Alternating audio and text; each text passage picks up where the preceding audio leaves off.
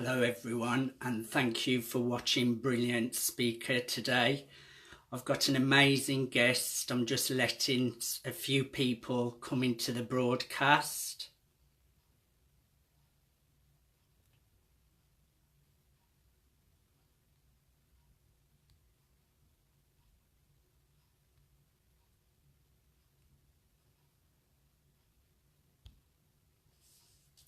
Hope everyone's having an amazing evening. Today I am interviewing the amazing Suzie Parkus. I'm just going to bring her into the broadcast. Suzie is a speaker, a mentor, a connector, and I'm really looking forward to interviewing her. She's an amazing friend. Suzie, a brilliant speaker. Hi, sorry, it kind of cut you out as I was coming into the room. It does that a little bit when we're first connecting. It's just the signal and things like that. It's great to have you on Brilliant Speaker. How are you?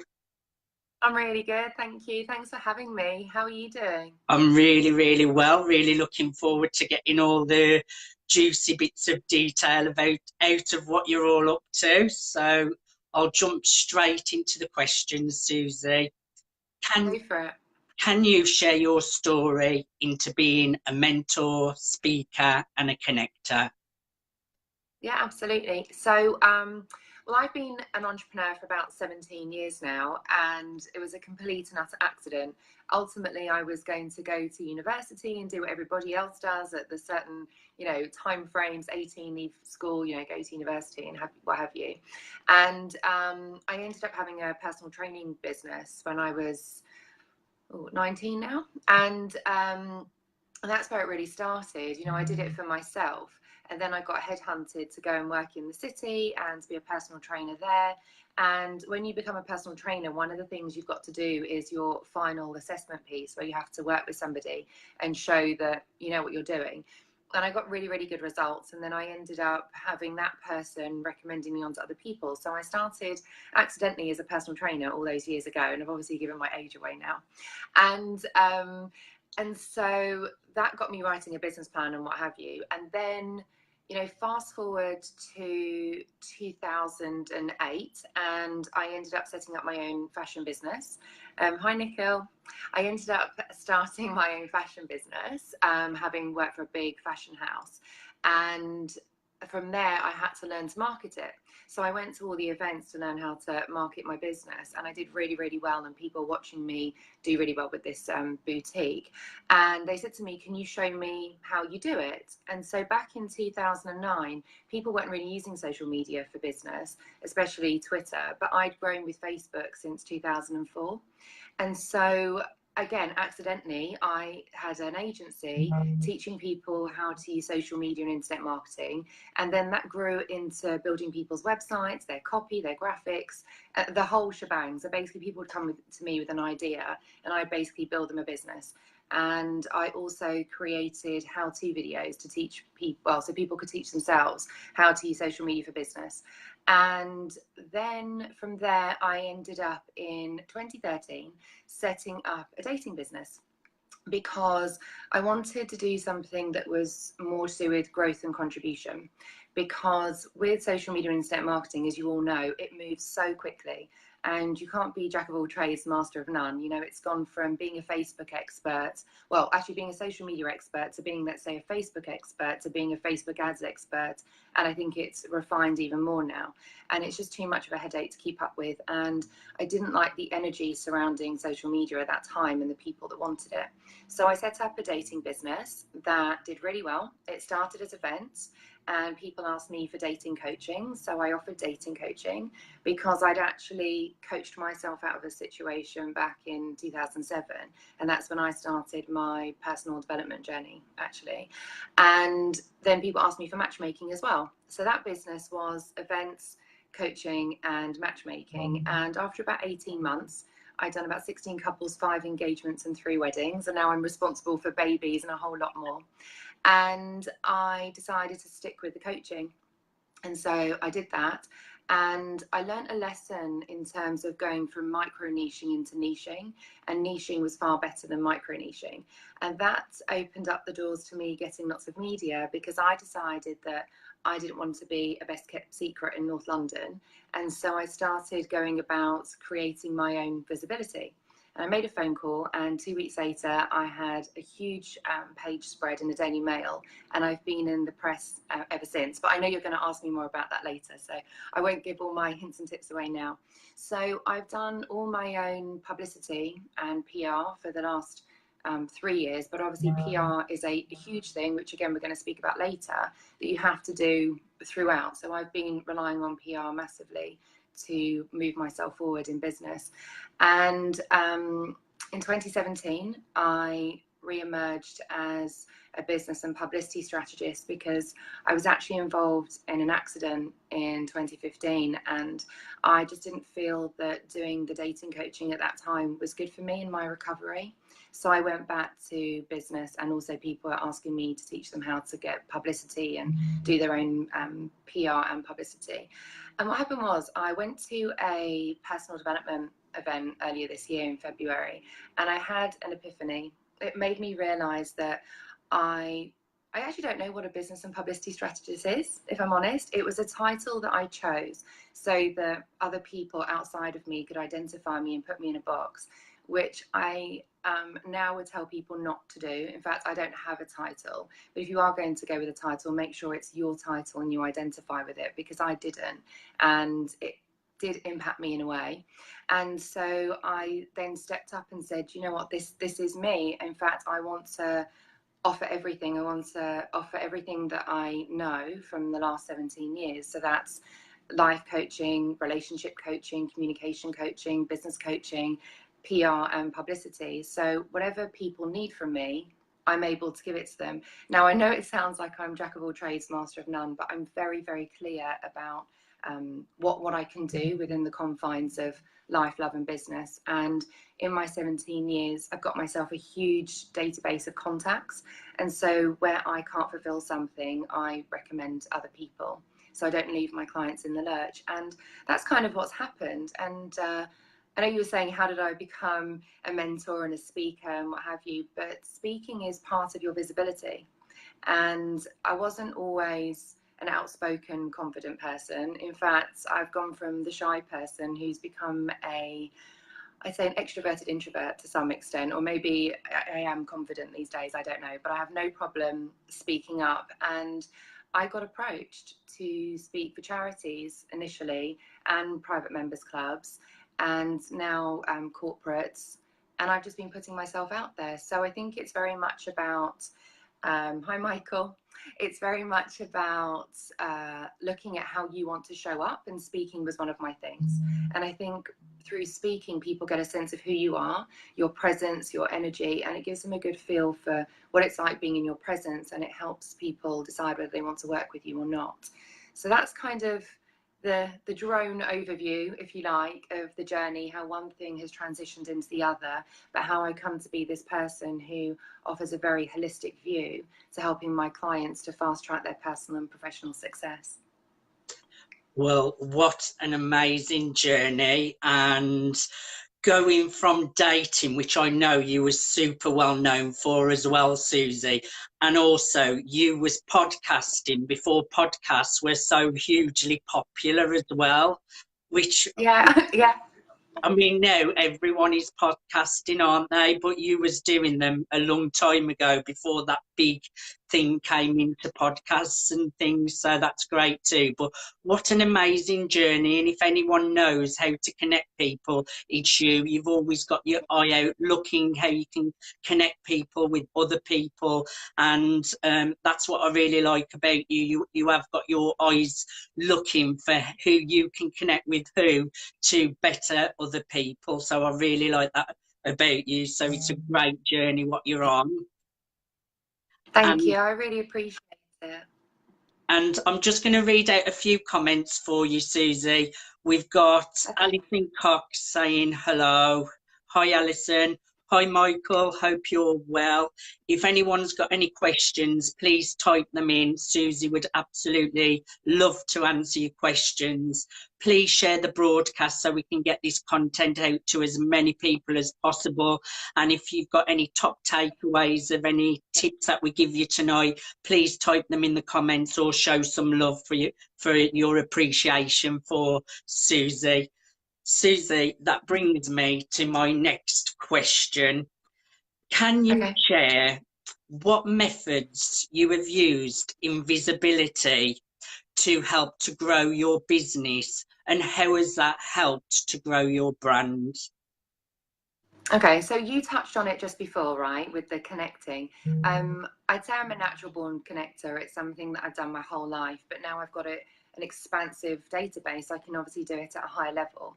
And I'd say that connecting people has really got me seen, heard and noticed. As you said, you know that I'm a connector, and when someone wants a connection, they come to me.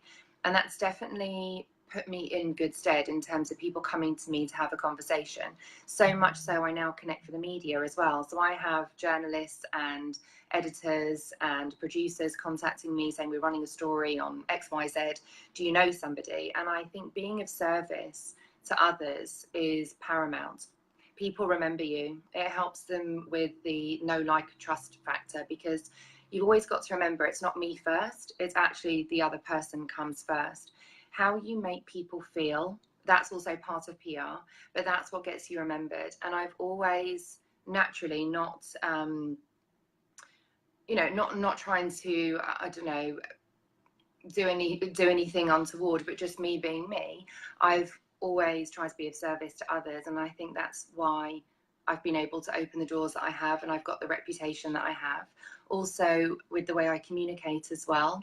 Again, it's about being friendly, it's about being concise, it's about not getting other people to do the work, but you doing the work for them. So if you say, for example, let's say we're going for the journalist and you want to put forward a story, then say, look, I've got an idea for a story. And then don't expect them to come back and go, oh, what is it? Go, I've got an idea for a story. I'm going to put some bullet points below. If you'd like me to expand on it, please come back to me. I'd be happy to do so.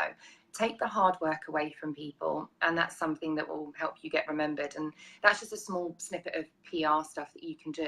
But PR is basically the know, like, and trust factor. It's what people remember about you. It's what they think about you, both when they're in front of you and when you're out the room. And I've always been mindful of the way I conduct myself. Also the way I dress. So tonight I'm actually quite dressed down, but I have my networking pulling clothes, as it were, and I wear quite distinctive clothes when I'm out. I know that my hair is quite distinctive, but I'm also quite distinctive in the way that I dress, and it helps you stand out and be remembered. And also your copy, for example, you need to make sure that any communications that you have, it's attractive to the people that you want to communicate with. So it's not about you, it's about them. So it's almost like an English person speaking English to a French person, and they don't know it because, for example, they don't know any English. It's a miscommunication of languages. So you need to always make sure you're communicating in other people's languages. And again, it comes back down to making sure that you're easy to connect with. So I've done all of the PR stuff, and I've reached out for speaking gigs. It did start with somebody recommending me, I have to say, and then I got recommended forward, and I'm out there chatting anyway. I stand up and do my 60 seconds when I decide to go networking, and that also opens doors. If people feel that you're eloquent and you've got a lot to say for yourself, you'll be invited to speak. And through people that I've met, they've said to me, Suze, you've got some really great stuff to say for yourself. I'd love you to come speak. So I've been invited to speak at places. Again, I got introduced to private members clubs. I did an amazing talk. It was oversubscribed, and then they had me back 2 more times in the next 3 months. And we did 2 more workshops since. So, basically it's about leaving breadcrumbs, and you're only as good as your last communication. And then I touched on the newspaper stuff. So just to set the record straight, I had my first bit of media when I applied for the Barclays Trading Places Award back in 2008, which is about business people overcoming adversity. And I came in the top 100, and the newspaper did a piece on me. So that's the first time I was ever in the press. But fast forward to when I had my dating business, and the producer of Talksport Radio contacted me. And that night, I actually had to create a URL and a website because I wasn't ready for that gig. So talk about doing things on the fly. And I thought, you know, I'm going to be speaking in front of 20,000 people and my phone is going to be ringing off the hook. And I can tell you that it wasn't, because I'd done all my publicity and my PR wrong, but I didn't know any better. And that's really when I started learning about positioning and your brand voice and all your calls to action, everything else that you need to do. And obviously this is now what I tell other people to do, which is get your house in order. And so once I learned all those lessons, I then went out to the press after people telling me it was going to cost between £3,000 to £6,000 a month for publicity. Bearing in mind PR and publicity are two different things. And they were telling me it was going to take about 3 to 6 months before I got a return on my investment, if at all. Now, I don't know about anybody else, but I don't have a money tree. So I decided not to gamble and I teach myself. And so I taught myself, and there was lots of trial and error. And then I went out to the press and put a press release out, and it got picked up by the Daily Mail. And it was Modern Day Hitch helps thousands of singles find love and happiness. And it still gets referred to this day. I've also entered into awards, and awards also get promoted in the press. So again, I've had people contact me because they saw that I was involved in a industry awards ceremony, and they found me through that. I've been a guest blogger. I've had people write stories on me. So it just spirals, you know, as you put yourself out there more, it really does spiral and people recommend you. So for example, when I was on WGN radio, which is in Chicago, I didn't know this, but the producer is part of a massive network of other producers for TV as well as radio and also print. And if you're a really good guest, then they recommend and promote you. So, you know, like I said, again, you're only as good as your last communication. And so people will recommend you if you do a good job. And it has just been snowballing ever since. And for me, I haven't done any media outreach for the last year and a half, but people on my Facebook will have seen that I was at BBC 5 Live. The producer tracked me down. In fact, he tracked down my phone number, which isn't easy to find on the internet. And it's all because of the publicity footprint that I've got on the internet through all the media that I've had. And as you quite rightly said, so I had my own podcast as well. That happened because I was a guest on a radio show. So I was the resident dating expert, and that show came to an end, and everybody said that they really loved the show. So I remembered that somebody told me about podcasting a long time ago and put me on to John Lee Dumas and his Podcast is Paradise. And so John and I have actually communicated over that before. And so I taught myself how to podcast, and I went out there and I went after all the top names before I was even live. And I set up a podcast to do with dating and relationships. And from there, I've gone on to be a guest on some of the top podcasts, including John Lee Dumas of Entrepreneur on Fire. And that, by the way, opened me up to 5 more interviews. That got me a radio request and 4 more podcast requests as well. And it's also got me some business inquiries. So I've just really put myself out there. And also I blog. And from blogging, I've had agencies contact me who represent brands, and they said that they like my brand voice and what I stand for, and would I represent their client's brand. So you've just got to be in it to win it, but I would say do what you do best. So Facebook Lives are not really my thing. I don't mind being interviewed, but I don't really enjoy speaking to nobody. And so that's why I don't vlog either. So you won't catch me vlogging and you won't catch me doing Facebook Lives because they're just not my medium of choice right now. So always make sure that, you know, you lean into where you're most suited. So I like writing, for example, and I like speaking, and I like being interviewed as well, whether it's radio, TV, Facebook Lives and so on. So that's what I would say is some of my top tips and how I've done so well. Because if you're uncomfortable doing something, viewers pick it up or listeners pick it up and they feel uncomfortable listening to you or watching you. Some great tips there, and I'd just like to touch on a few. I definitely feel like know, like and trust is definitely such a big thing. Also, building really good relationships. It's not just one-sided always. build good, healthy relationships. Also, I really liked what you said about you had to quickly get your landing page and website all up in one night, and that just goes to show, even if you're not prepared, still grab the opportunity, still take it by the hands. There's never a right time sometimes, but you just go for it. But at the same time, you're also stating be super prepared. So do take those opportunities even if you're not prepared, but also it's really important to be super prepared, super practiced. You've really touched on some great points there, and you also touched on how it's important to serve your community, serve your audience, serve your clients. So I think you've really touched on some great tips there, Suzie. So thank you for sharing some real tips of wisdom there. Can I share something based on what you just said, you know, to do with the radio thing? So this is just an analogy that I use for people when I talk about being PR ready and getting your house in order. So for anybody that has looked to sell a house, and even if you haven't, you'll understand, you won't invite the estate agent over with your dirty knickers in the laundry basket or your underwear hanging up to dry. You just wouldn't, because they're looking around your property with a view to selling it. So you want to dust every nook and cranny, you want to hoover everywhere, you want to fluff the cushions, make the bed, make it as presentable as possible, and make it as staged as possible. So when the estate agent comes over, they go, this is a no-brainer of a sale and we're going to give it top dollar. So if you imagine that the house is your digital mothership, so your website, your digital assets, and the estate agent is the journalist. So you wouldn't invite, as I said, an estate agent over if your house isn't in order. So don't invite the journalist over to, you know, view you or connect with you or look at anything if your house isn't in order, because when the estate agent looks around your house and goes, right, this is a saleable house, we're going to let the public in, i.e., you know, members of the public, when you think about journalism, it's the same thing. So you want to make sure you're PR ready, that your house is in order.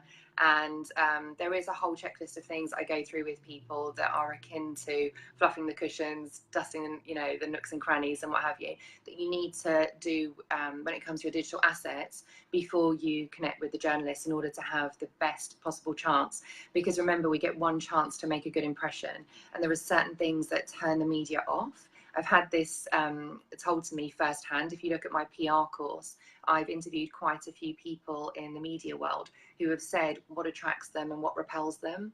And there are certain things about your website and your digital assets and your messaging that they just don't like. And they will, no matter how good you are, not be interested in working with you at that time. So you owe it to yourself to get your house in order so that the estate agent, AKA the journalist, says, yeah, I really like this, and, you know, let's put you out there in front of the public. So hopefully that's given a good analogy as to, you know, yes, you know, you can work on the fly, but also, as you said, be prepared. And there are so many things you can do to make sure you've got a fully rounded toolkit so that you can be prepared for any eventuality. Well, that's a great analogy, definitely. And it's a great way for people to remember to be on point before they let the journalists have a good look at them, because you do only get one chance at a first impression. And first impressions shouldn't really count, but they do. You only get one chance at a first impression. So that's a great way of looking at it, Suzie. I'm just going to say some hellos. We've got Nikhil saying hello, amazing journey for you, Suzie. We've got Lynn Hope Thomas saying hello. Hi, thank you everyone for watching. Please share the broadcast. If you've got any questions for Suzie, please type them in. She would love to answer them. Show us some hearts for appreciation, and yeah, just show us some love, and we really appreciate you sharing the broadcast for us. That brings me to my next question, Suzie. Go for it. I talk about self-leadership and transformation. I want to know what your take on this is, what it means to you, self-leadership and transformation. Well, I think I've demonstrated my self-leadership, haven't I? But, you know, I could have said, no, sorry, I'm not ready. You know, can I come on the radio another time? I think that you need to have your own strength of character and your own sense of conviction. If you're in business, especially, I'm really sorry if there's any tooting outside. You know, if you want to get anywhere in this world, then you've just got to say yes, and you've got to do whatever it takes. Now, I want to caveat that by saying, do not, whatever you do, step on other people to get a leg up. So yes, do what it takes while still being a good person. Don't slag other people off, and don't step on other people, and don't try and stop other people getting opportunities so that you can get there first, because karma is a bleep, and you know, karma is a currency, and it will come back and bite you in the bum 3 times over. So I think that you really do need to lead from the front, especially, you know, someone in your position, Mark, who is leading a community. So I don't, at the moment at least, and you need to be the example. So you have to lead the way. You have to lead yourself in order to lead others. So that's why I think you have to be the example. In terms of transformation, I don't think anybody's transformed themselves as many times as I have and admitted to it, but you know, it's not been to my detriment. It's all about pivoting gracefully and not disgracefully, and therefore people can't, you know, really call you out on your stuff. So transformation comes in many shapes and forms. So you can have personal transformation, which I've had. It was imposed on me after my accident, and at the time I felt like a victim, and now I feel like a victor, because it's been the best thing that ever happened to me. And in terms of business, absolutely transform yourself. If something's not working, if you wake up and you don't like what you're doing, for example, do something about it. Don't keep wearing the same hats, because people jive off your energy, and if you're not pumped to do what you do, people are not going to be excited for you. You need to be sold on you first before people are sold on you. So, you know, again, whatever it takes to transform yourself, do it, but always remain authentic to who you are. So your passion, purpose, goals and vision. So always make sure that you're grounded in everything that you choose to do. So I hope that's, you know, answered your question. That's actually answered more than my question. I really love your take on self-leadership and transformation. I think that's why we've built a relationship, Suzie, because the business world is dog eat dog, and there are people out there that trample on others to get where they want to get. And I will never be one of those people. I care about others so much, and for me, it's much more important to look after others, so that when you are successful, you're going to stay there because you've done it the proper, authentic way, and you have actually helped people and not just done it in a selfish way to get successful quickly. So that's really a strong point what you've made, what means a lot to me. And also transformation. How many times do you transform? And you've said it, if something's not working, transform. It doesn't matter if you have to work on your self-development, you have to get new people around you. If something is not working, transform. Nothing is set in stone. And I've got a little bit of a saying too, Suzie. Always know when to end something and start something new, because you could carry on doing the same thing over and over and not get results. Always know when to end something and start something new. So your take on self-leadership and transformation, I absolutely love. So thank you for sharing your take on that. We have got... Well, your saying is the definition of insanity, remember? You know, keep doing the same thing and expect a different result. It's impossible. So always know when to end something, start something new, be authentic, have great ethics. Yes, work on yourself. It's great to love yourself and have self-love, but that doesn't mean you have to be selfish. It means you can still serve and love yourself at the same time. Don't step on other people. We need to stop these bad ethics in business. Let's go back to collaboration and people helping each other, everyone working together. Everybody really does thrive. We've got Lynn Hope. Well, you go, Suzie. I was going to say another one is integrity as well. And also there seems to be a wave of people who are freebie seekers. And, you know, we were talking about PR. And, you know, people do talk, just like in the media. People talk about whether you did a good job or you didn't. People also talk amongst their peers about the freebie seekers. And, you know, they might go, oh, they signed up to your list as well. Yeah, they signed up to mine. So you do have to, you know, be a little bit careful. And, you know, something that's also really important, Mark, and I also want to commend you for this, because don't forget, I met you at the beginning of your journey. You And did. You wrote I don't know some if you great want to copy for share me. anything about that. You what, sorry? You wrote some great copy for me. Yeah. So yeah, if you want, you know, if you want to talk about that, that's up to you. But you know, you have to invest in yourself. If you want others to invest in you, you have to invest in yourself first. And given that I've, you know, been walking beside you, if you like, on this journey since you started, I know what effort you've put into yourself. You have been watering, you know, that seedling for so long, and you weren't this person that just popped up overnight and ended up having your own Facebook show. It's taken you a long time to decide to do this and roll with it, and to get in with Will Polston and everybody else. And I think people also need to really respect and appreciate, and also take the time to get to know people, to take a walk in their shoes for a minute, and not just have sort of business envy or person envy, because people haven't got to where they are overnight. There's been blood, sweat, tears, money, many sleepless nights, and whatever else. And that's why the people who are at the top of their game have lost the most, failed the most, but, you know, recovered the most, and they can teach you the most lessons. So I have to say hats off to you for being integrous the whole time. And also, you know, you're talking about self-leadership and leading from the front, but you really have put in the hard graft, and I've watched you day in, day out doing it as well. Well, thank you so much for your kind words. It really does mean a lot to me, Suzie, and our friendship really does mean a lot, because it's not just been a short friendship. We've kept in touch the whole journey, and I know if I ever need any help, you would be there for me, and vice versa. And like you say, I have done things that people would not be prepared to do to be getting the success I'm getting now. And it's still, I'm working so hard. It's not easy. I've just invested in a voice coach to soften my accent.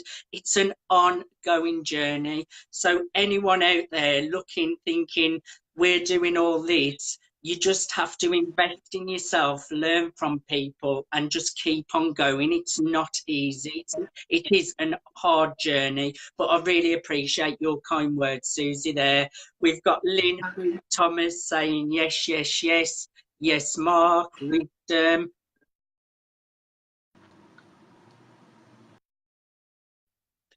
I went there. Everyone, please share the broadcast. Suzie's sharing some amazing tips of wisdom. Please type in any questions, and show Suzie some love in the comments as well, because she is giving lots of great tips. That brings me to my next question, Suzie.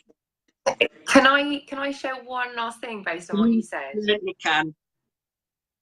It just popped into my mind. Actually, a really good friend of mine from America made this point. As we go up the scale in terms of our knowledge and our experience, so too do our prices. You know, our prices increase to reflect our knowledge. And I just want to put it out there for anybody who's unsure of pricing, because, you know, once upon a time I started at, you know, £40 an hour doing stuff. And, you know, I'm not going to say how much it is now, but it's a lot more. And if people ever question your price, I'll always refer back to what Sarah said to me, which is, you know, if you take me, for example, I've been doing what I've been doing for 17 years. So when you work with me, you're buying 17 years worth of knowledge, experience, failures. You know, basically my hindsight is your foresight. So if anybody questions your pricing, well, the difference with me is I've got 17 years compared to somebody who's been at it 17 weeks. The speed at which I can give you a response is going to be quicker to someone who's been at it 17 weeks. The contacts I'm going to have, the knowledge, you know, everything that's at my fingertips. So I just want to raise that point for anybody who's ever wondering in terms of their own pricing, but also when they reach out to others, why people charge as much as they do. It becomes back to what I said to you before. We are constantly investing in ourselves. And when someone buys into us as an expert, they aren't having to make that financial and time commitment. they're effectively delving into our Rolodex that we've already invested into. So I just want people to kind of bear that in mind as well. You know, when we were talking about looking at others and comparisonitis. So just from a pricing perspective, you know, that's where people's pricing generally comes from. It's an indication of their time and money investment in themselves. Another great point, Suzie, actually, because as well, I think if your prices are too low, people don't value you or me. I know as soon as I started charging what I feel I'm worth, people value you, and I have invested thousands and thousands and thousands in top business coaches, training programs, events, to give all my knowledge away for cheap. You know, I feel it's worth what I charge for it. So it is really true. You're paying for time, the money you've invested in yourself, in all the skills, gaining all the right knowledge. So that is a great point you've made on pricing. And I think people who are entrepreneurial do get it, and most people do get that. If you want quality, you pay for that quality to get the result. So a lot of people do get it, but I understand what you're saying. Some people don't really want to invest the money in themselves, and obviously if that's the case, then you're not going to get the results as fast as what people who are investing in themselves too. Yeah, I mean, look, you know, we talked about the free stuff. Free stuff will only get you so far. You know, free stuff is basically a dangling carrot. It's almost like, I'm not saying everyone does this, I'm using this as an analogy, but it's almost like someone giving you a recipe and missing out one of the herbs or spices. And you go, oh, mine doesn't taste quite like yours. And that's where you have someone helping you. That's where, and also just want to make a differentiation as well, by the way. There's a difference between a coach and a mentor. Not everybody understands the difference. So a coach is someone who will constantly ask you questions to pull the answer out of you and help you find your own answers rather. And a mentor, which is a space that I occupy, is the same as a consultant and a strategist. So we're people who've already been there, and we're basically holding your hand and saying, you know, avoid this pothole and go, you know, go around the corner here and whatever else. So we're giving you directions because we're one step ahead of you. And that's why there's a difference between free and paid for advice. You're paying to save time and headache, and also to get there faster. Because, for example, you could do a website by yourself and it could fall apart, and that will cost you time and money. Or you go and pay somebody else and then it's done and you've got peace of mind, just as an example. Well, I'm glad you touched on that, and I'm sure lots of people will be getting value from that too. And that brings me on to my next question. What projects are you working on right now, Suzie? Quite a lot. so sit comfortably. So what am I working on? I've got a group coaching program that, I shouldn't even say coaching. I've got a group, what would I call it? I'm basically going to be, I don't know what I call it. Basically, I have created something for 3 months where I will walk beside people in their business. You can have my brain, my ideas, my contacts in your business for 3 months. I will walk beside you week on week for 12 weeks, and we will do it as a group. So you are getting the wisdom of everybody else's questions. So it might not apply to you, but in the future it might. So you're already getting information outside of what you need right now. So I've got that going on. I've got one for startups and one for people who already have a website and at least the basics in their business. So once we've hit the quota, because it's by application only, then that's going to kick off.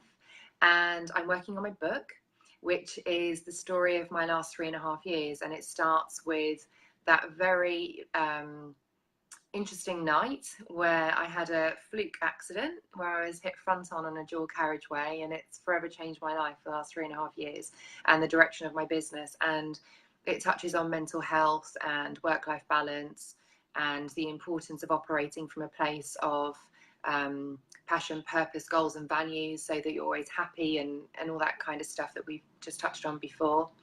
And I have, as you know, my PR course and my dating course, and I've got one more course coming out, which is a 7-week course that takes you through the journey that I've been on the last 3.5 years to fully reconnect in every area of your life, love and business. So that's more than enough for me to be focusing on at the moment, and taking on the odd one-to-one client here and there as well. And for next year, I'll be doing far more speaking in the corporate world and delivering that 7-week program in the corporate world too. So you've had such a roller coaster of a journey of excitement, but to me, it sounds like your story's only just beginning. I'm really looking forward to seeing your book when that finally comes, because I know you've been putting your heart and soul to it for quite a while now, so I'm excited for that. I know you'll have super success with your mentoring programs. They're going to be very exciting and really help lots and lots of people. And I know you've got some exciting things coming up in the future, what we won't talk about right now, but exciting times for speaking and your mentorship programs. It's just such exciting times for you, and I feel like this is just the beginning, just the very start. You know, Mark, I just want to put it out there to other people who are writing a book or a program. I've already got media interest. So I've got charities who are interested in my book and what it's about, and the lessons it's trying to teach. And the media are already interested as well. So for anybody that is looking to get that publicity, you don't need to wait till you've got something physical. You can start sowing the seeds, as I have. And again, it comes down to, you know, making sure your house is in order, but you don't need to necessarily have that something. You can start whetting the appetite beforehand. So that's why I know that 2019 is going to be a really big year with the media, because they're really interested in my story, especially as you know, mental health now is a really big one, and also work-life balance and people's emotional and physical health is on the news quite a lot right now. And we didn't talk about the Visibility Hub, which is, you know, place for business owners to come and connect and collaborate. And that touches on, you know, your mindset and your raison d'etre. It's so important that people work together than working against each other. It makes life far more enjoyable and business far more enjoyable as well. And even if two people occupy the same space, it doesn't mean that you're competition, because everybody's different and everyone has a different flavour to what they do. Yes, I really agree with that. Again, you've gave us some great words of wisdom, and I've really enjoyed interviewing you today, Suzie. You gave us lots of knowledge, lots of tips, and also I wanted to mention as well, you touched on mental health. I think it's really important we all stand up and talk about mental health. I've suffered with stress, anxiety, depression in the past, and I think it takes a courageous person that will stand up and admit that they've suffered. But I think it's so important that more people be honest and stand up, so other people know it's okay to have suffered with mental health problems as well. That's so important. Suzie, would you do me a favour too, if you want to pop any links in the comments section of the video of any programs or any connections that people can get you through for your new programs? Please add them in the comments. That would also be great. Everyone, please share the broadcast, show Suzie some love. She's been really great tonight. That brings me to my last question, Suzie. How can people connect with you? How can people follow you? How can people reach out if they want to work with you? So honestly, the best way at the moment is on my personal Facebook. I'm not someone who has a page and a group, and you know, yes, I'm on Instagram and Twitter and everywhere else, and you're very welcome to play Big Brother and follow me all over social, because my handle is @Suzie Parkus. But if you want to speak to me personally and connect with me personally and find out more about me, then my personal profile or my website, which is susieparkus.com. My dating website is still up and running for anyone that wants to have a look, and that's meetyourmatch.club. And I'm really readily available through, you know, direct messenger, or you can contact me through my website as well. And with pleasure, I'll put all those links underneath the broadcast once it's finished. You just took the words right out of my mouth before I had to say it again, Suzie. Suzie, it's been an absolute pleasure. Thank you for giving up your time today to be on Brilliant Speaker and share all your pearls of wisdom. I thoroughly enjoyed you. I know the viewers will have enjoyed it too. Thank you, everybody, for watching Brilliant Speaker. Until next time, I'll see you next time. And Suzie, thank you. Thanks, Mark. I had a great time. Thank you. See you all soon, everyone. Bye.